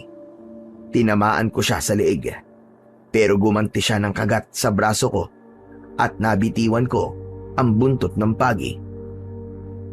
Bitiwan mo ako! Hayop ka! Dahil sa malakas na puwersang nanggagaling sa loob ng katawan ko, hindi ko napigilan ang sarili ko. Sa harap mismo ng aswang na anduduno, nagpalit ako ng anyo bilang aswang na asbo. Higit akong mas malakas kaysa sa aswang na anduduno. Ito ang katotohanan sa pagkatao ko. Isa kong aswang na asbo na kumakalaban sa mga masasamang aswang. Patutunayan ko sa lahat ng mga tao na hindi lahat ng aswang ay masama at kampi sa kadiliman. Umalingaw-ngaw sa paligid ang alulong ko, kaya napaatras ang aswang na anduduno dahil sa takot. Hinila ko ang kamay niya, saka kami nagpambunong dalawa. Bawat suntok ko sa katawan nito, ramdam kong nadudurog ang kanyang buto. Sumuka siya ng dugo at nagkikikisay ang katawan nito. Hindi pa ako nasiyahan. Sinaksak ko siya sa tiyan gamit ang matutulis kong mga kuko. Ibinaon ko yun hanggang sa lumubog ang kamay ko sa kanyang katawan. Dinukot ko ang lamang loob niya. Saka ko siya binuhat at inihagis sa malayo. Humarap ako sa mga kasama ko. Baka sa mukha nila ang labis na pagkabigla. Hindi nila alam na isa akong aswang. Si Ninong Roy ang unang nagsalita. Delphin? Ikaw ba yan? Opo, Ninong Roy. Ako nga po ito. Tama kayo. Isa akong aswang. Isang aswang na asbo. Pero kailan pa? Kailan ka pa naging aswang? Nasa dugo ko na po ang pagiging aswang na asbo. Patawarin niyo po ako kung matagal kong itinago sa inyo ang tungkol sa pagkatao ko. Ngunit maniwala po kayo, Ninong. Hindi ako masama.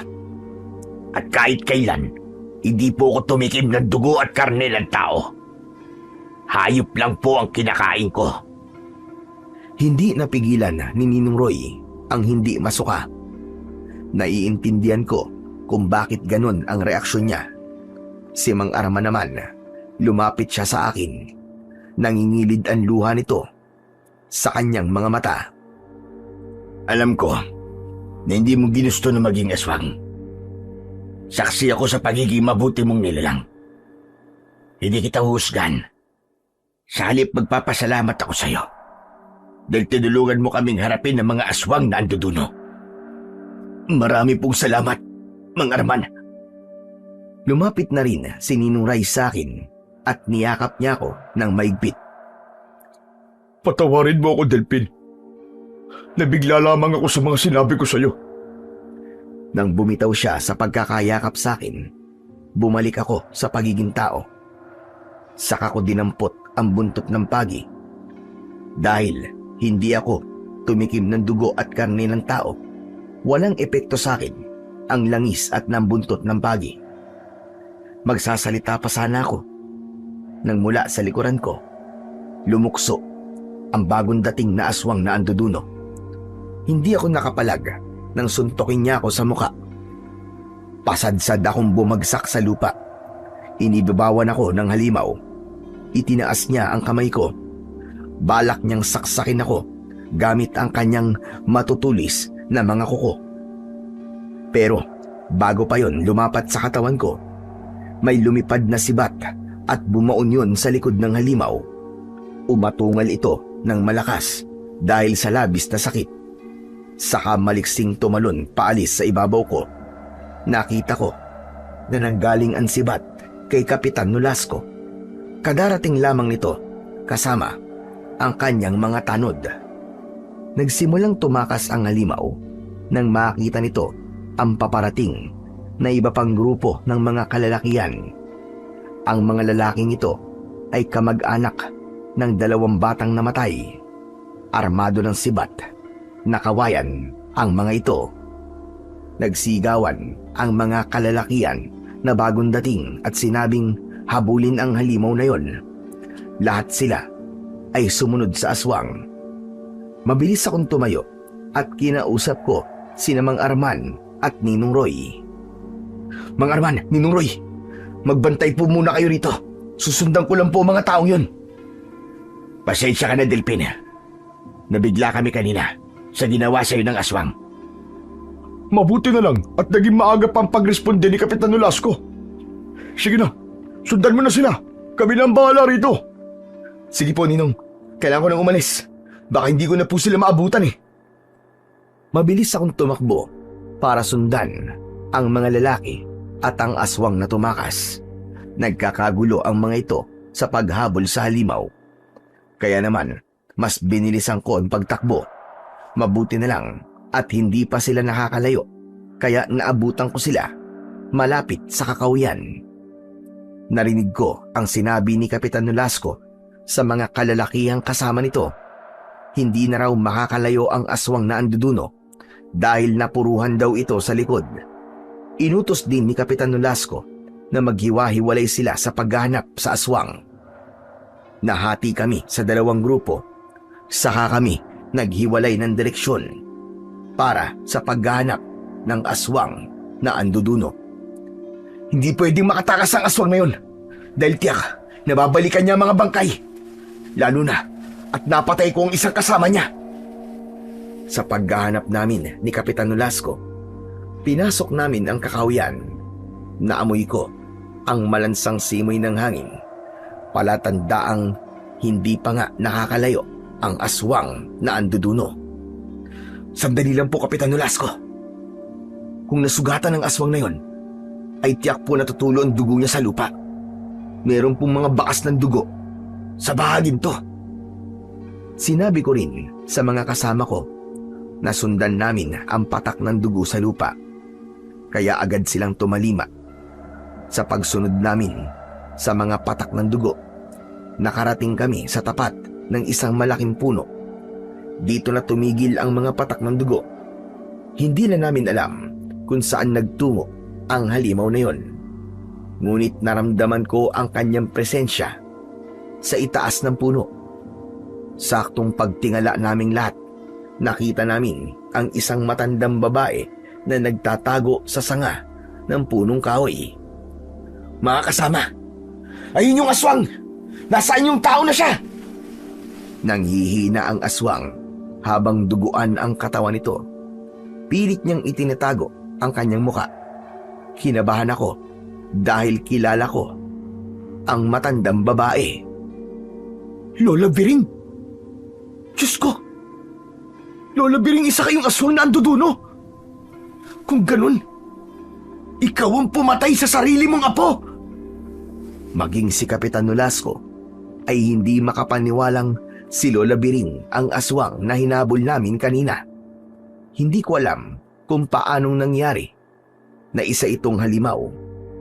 Maya-maya pa, dumating sina Mang Arman at Ninong Roy.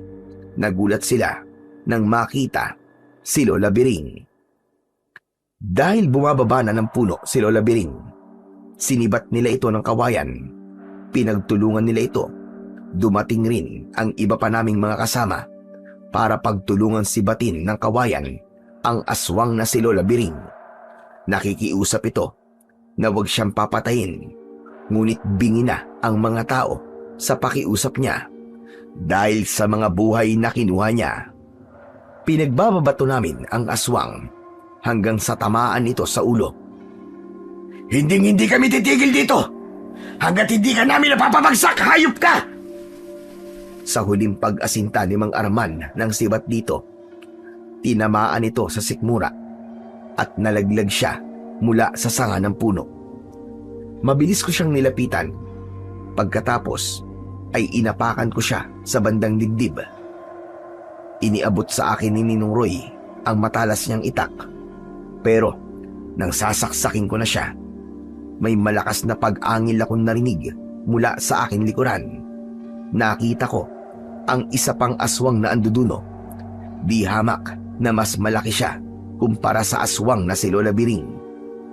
Hindi ito nag-iisa.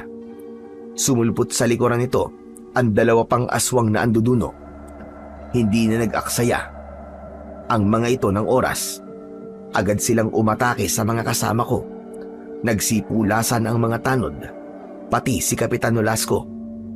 Hinabol sila ng dalawang aswang hanggang sa kami na lang ang natira ni Mang Arman at Ninong Roy sa lugar na yon.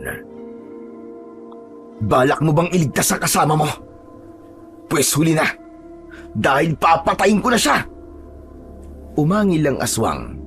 Ipinakita nito ang matatalas niyang mga pangil. Tumulo ang malapot niyang laway, saka humakbang ng dahan-dahan. Humanda naman si Mang Arman at Ninong Roy sa posibleng pagsugod ng aswang. Nang masigurado kong malakas ang aswang na kaharap namin, nagpalit ako ng anyo bilang aswang asbo.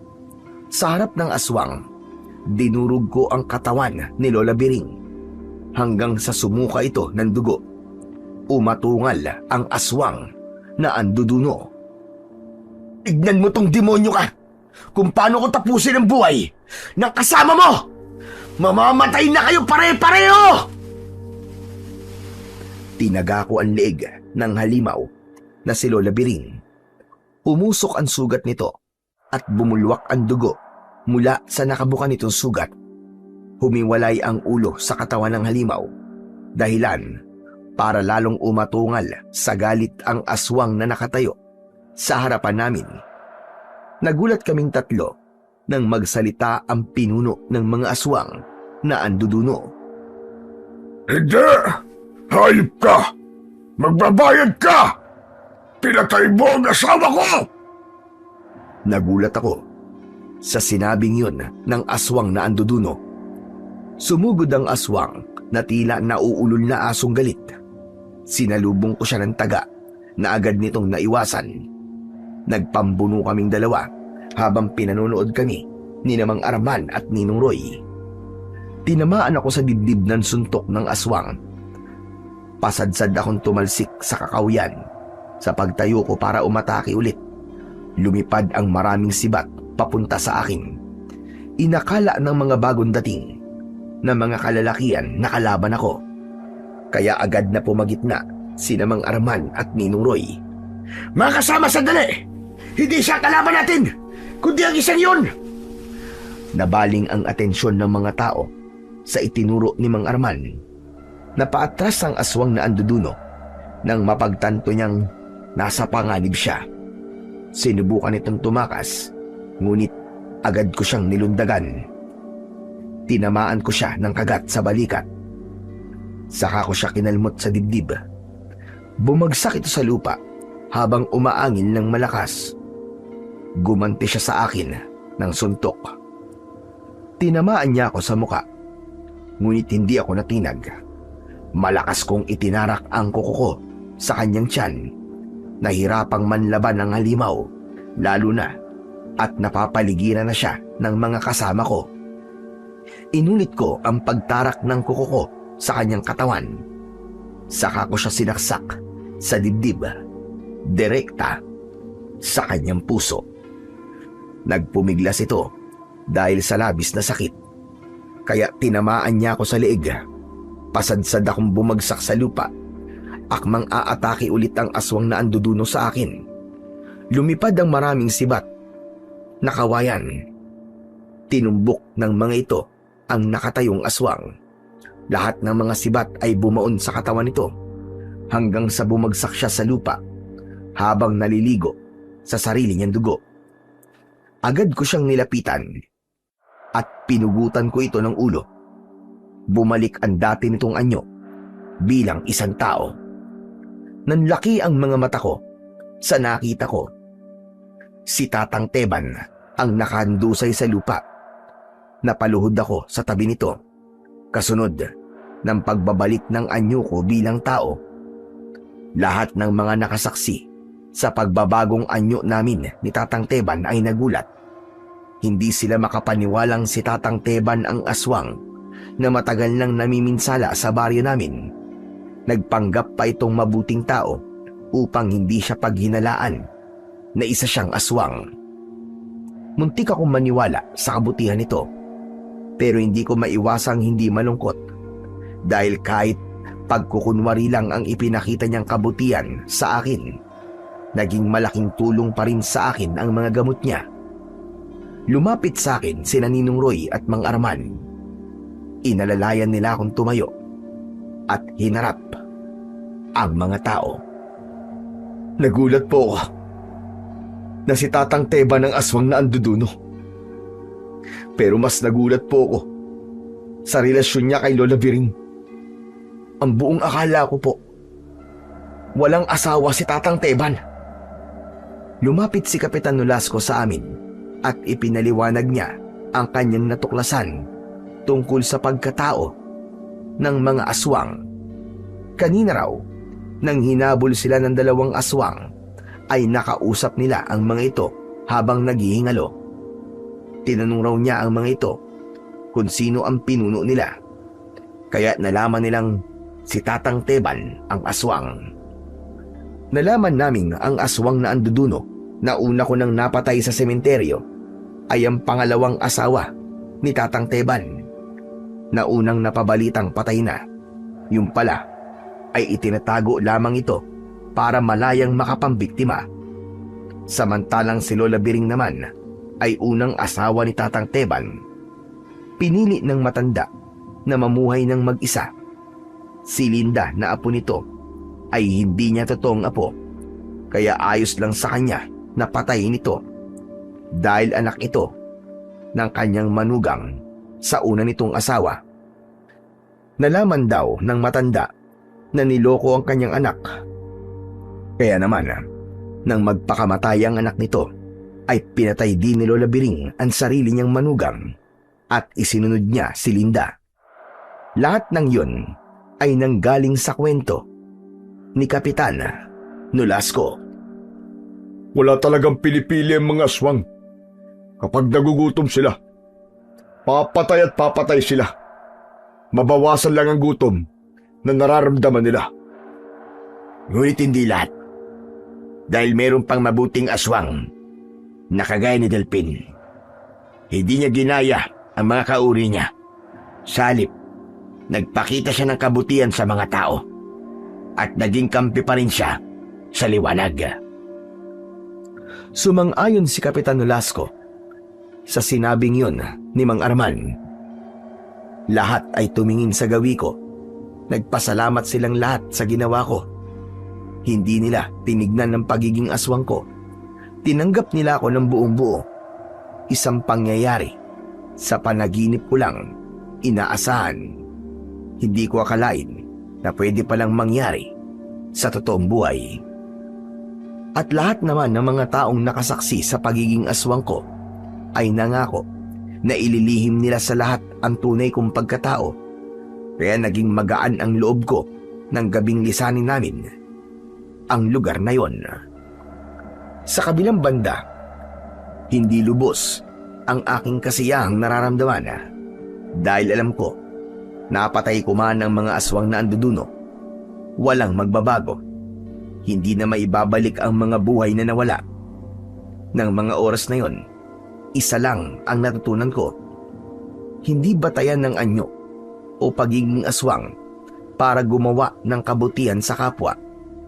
Dahil kahit aswang, maaaring mamuhay ng mapayapa, lalo na kung gagawa ng kabutihan para sa ibang tao.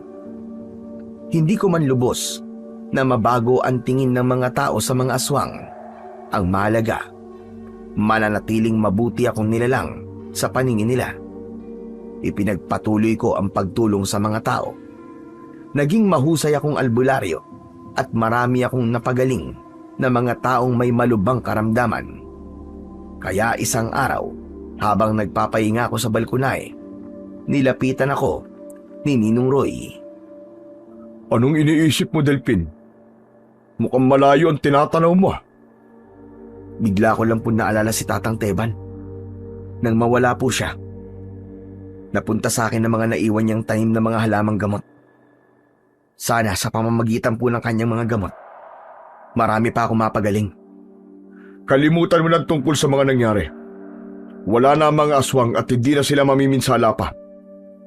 Teka, ano bang binabalak mo sa lusong ni Tatang Teban? Napasulyap ako sa gawin ng lusong ni Tatang Teban. Nakapatong yun sa upuang gawa sa kahoy. Saka ko yun nilapitan at hinawakan.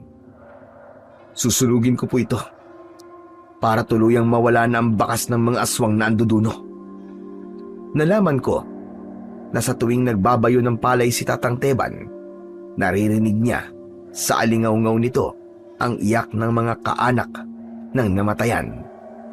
Kaya nalalaman niya kung sino ang sunod niyang bibiktimahin. Magmula nang malaman niya yon, ginamit na naming panakot sa mga bata ang tunog ng lusong o dikdikan ng palay. Kaya sa tuwing sumasapit ang gabi, ginagamit ko yon para takutin ang mga bata. Ganon din sa mga pasyente kong matigas ang ulo at ayaw uminom ng gamot. Sinasabi ko sa kanila na kapag hindi sila uminom ng gamot, ay pupuntahan sila ng mga aswang na anduduno. Kaya naman, mapipilitan silang inumin ng gamot na ibinibigay ko sa kanila. Samantala ako naman ay nanatiling aswang na asbo. Nag-alaga ako ng mga hayop kagaya ng usa, baboy ramo at kambing para sa pagkain ko. Pero sa paglipas ng mahabang panahon, unti-unti ko na ring naiiwasan ang pagkain ng hilaw na karne. Sa ngayon po, ay masaya akong namumuhay kasama ng pamilya ko at ng mga apo ko. Kahapon lamang ay nakatanggap ako ng 100,000 piso dahil umabot na po ako sa edad na 100 taon. Ganun daw po talaga kapag may dugong aswang. Iba-iba naman po ang paniniwala kung bakit mahaba ang buhay ng isang tao. Kadalasan sinasabi nilang baka raw may anting-anting. Ngunit para sa akin, ang pagkakaroon ko ng mahabang buhay ay dahil sa dugong nananalaytay sa ugat ko. Ang apo ko po ang nagsulat ng kwento dahil malabo na po ang mga mata ko.